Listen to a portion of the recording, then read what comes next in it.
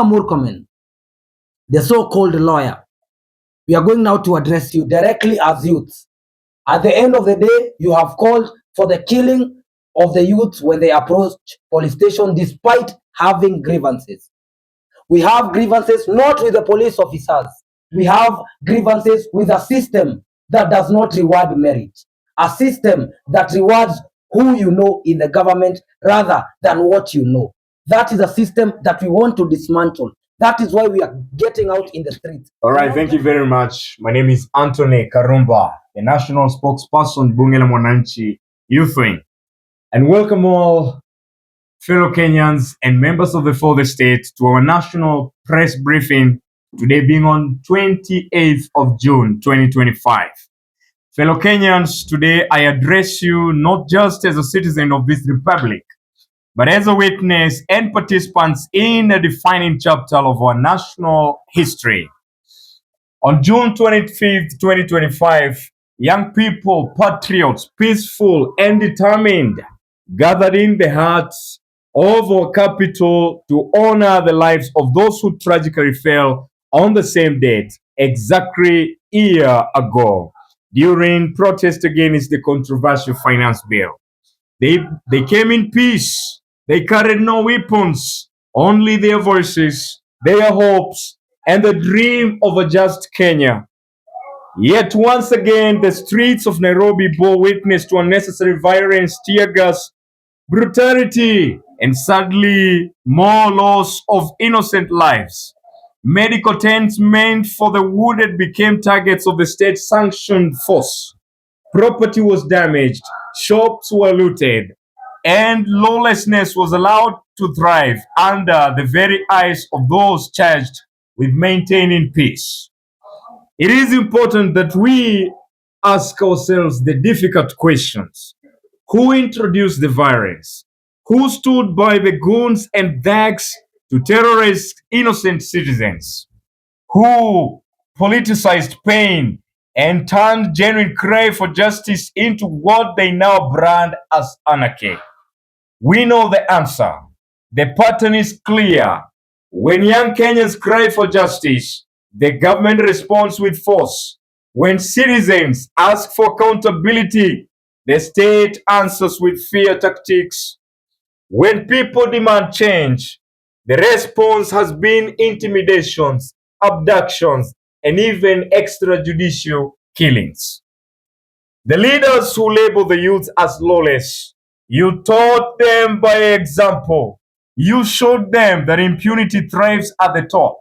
And now the lesson you delivered have full circle. But even in their anger, the young people stood with more honor, more unity, and more purpose than many in high office. To the president and the cabinet and the security apparatus, this is no longer a generational fight. This is a fight for Kenya's soul. It is a call for accountability, justice, and a better future.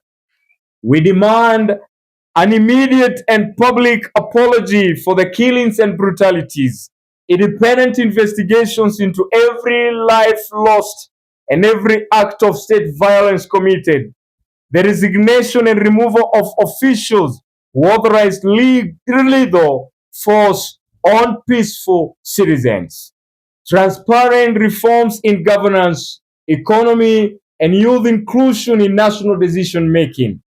And we remind you, Kenya belongs to all of us. No government has ever silenced a united people. No bullet has ever stopped an idea whose time has come. We are no longer afraid.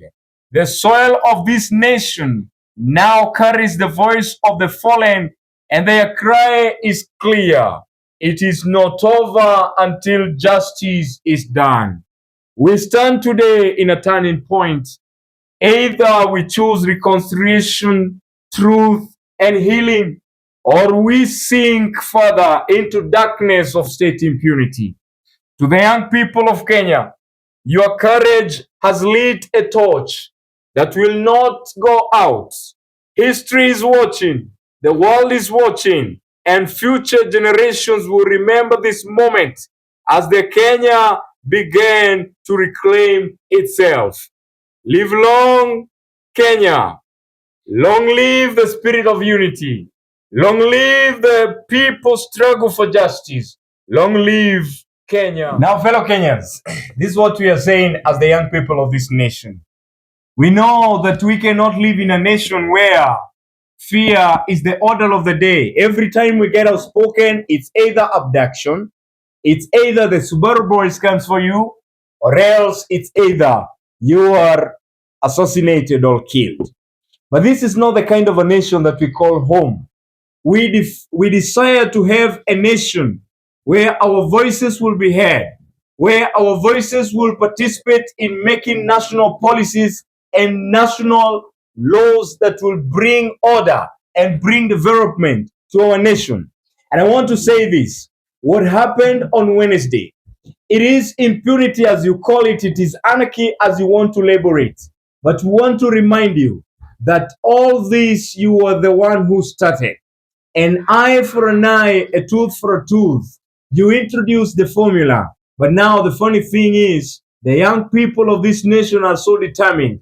And every time you show them that you want violence, yet we are bringing a very peaceful revolution, then you're making a violent revolution to become inevitable. And good people, I want to say, Mr. President yesterday asked that if we want to build or destroy our nation, and I want to say, if there is any person who is in a better position to answer that question, because this is the same question lurking in the deep bottom of our heads. Are we building the nation? Are we destroying the nation? This question, we reverse it back to the sender. Do you want to build Kenya or do you want to destroy Kenya? And I want to say this with a lot of audacity and boldness. You see, when dictatorship has become a fact, then revolution will become a right. And you must learn how to respect the right of young people, because respecting our rights is what it means by peace. As the young people of Kenya, we have said we are not buying fear. And we want to say, at least, I want to congratulate my fellow young people all over the nation, because you showed up. And in the spirit of solidarity and oneness, we showed them that together and united, we are standing and we are strong. And I want to keep encouraging our people. There is hope at the end of the tunnel. And I want to tell you, there is no greater light than the light of unity. It is the only thing that will illuminate the corners of this Kenya and bring us a better nation that we desire to have. A nation that one time the same president who comes to respond to us with violence, he told us that at some point when he was a chicken seller, he had a dream of one day leading this nation. And yet he was given a good, tranquil environment to dream and to become.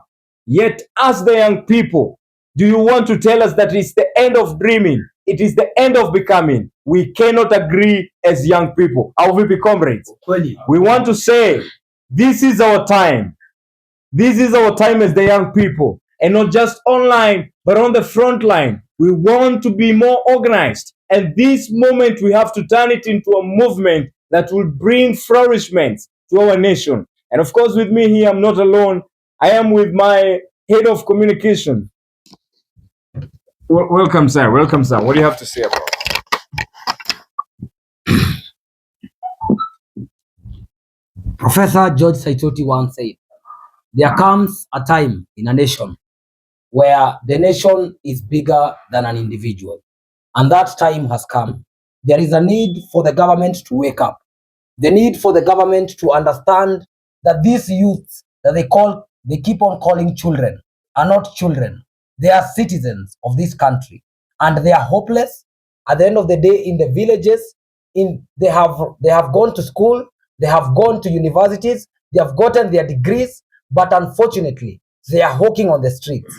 These people are hopeless. They cannot put food on their table, and there is nothing that you can ever tell a hungry man. And a hungry man, as we are ever told, is an angry man. And when they are angry, when they come to the streets, and when they demand for their nation, for accountability, we can hear that 900 million Kenya shillings is being put aside to renovate State House, while at the same time the educational sector is in crisis. We cannot be able to fund our hospitals. There is no medicine in our hospitals. So we ask the fundamental questions. The government, where are your priorities? And as the youth of this nation, there is nothing that we are demanding such as accountability. We want accountability. And to Kipchumba Murkomen, the so-called lawyer, we are going now to address you directly as youths. At the end of the day, you have called for the killing of the youth when they approach police station despite having grievances. We have grievances not with the police officers. We have grievances with a system that does not reward merit, a system that rewards who you know in the government rather than what you know. That is a system that we want to dismantle. That is why we are getting out in the streets. We are not getting out in the streets because of anything else. It is because this society that has been created has failed us. And at this point, we are not begging anymore. And as you have seen in the streets, we are no longer begging. And all we are saying is that we need our seat on the table. And on the table, we are not going to come and negotiate. The time of negotiation is over. Right now, we want an overhaul of the entire system. Thank you very much.